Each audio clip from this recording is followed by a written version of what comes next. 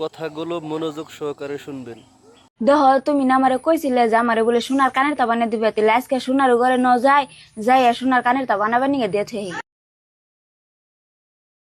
থাক গিয়া তোমার এত চিন্তা করো না গো না, তুমি যে আমার সোনার কানের তা বানিয়ে দিবার চাইছো তাই আমার কাছে মেলা, তাই আমি পাইছি। আর তুমি তো আমার সোনা, আমার সোনার কানের তা নাকবো না।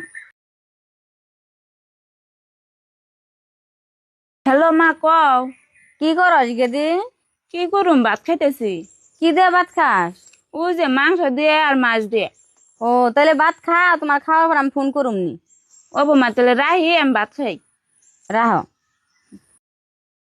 সেমিনা তুমি মান্য গিয়ে এত বড় মিশা কথা কইলা, তুমি আলু ভাজা দিয়ে ভাত খাইতেছো আর মার্টিন কইলা যে আমি মাছ দিয়ে মাংস দিয়ে ভাত খাইতেছি। তুমি আমার কথাটা শুনে নও।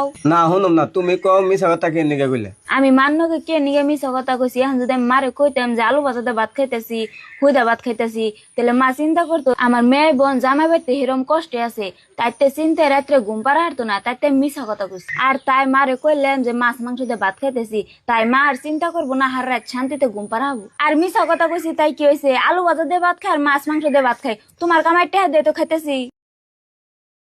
আমার কাছে তোমার কামাইয়ের আলু ভাজা, আমার কাছে মাছ মাংসের সমান। তুমি রাগ করো না, আমি চাই না আঙ্গ ঘরের কথা পরের মানুষের হুন। আমরা ভালো আছি না খারাপ আছি মানুষের হুনানি তাঙ্গ দরকার নাই, আমরা তো জানি আমরা কতটা সুখী আছি। আর আমি যে তোমার মতন একটা ভালো স্বামী পাইছি, আমি আসলে খুব ভাগ্যবতী।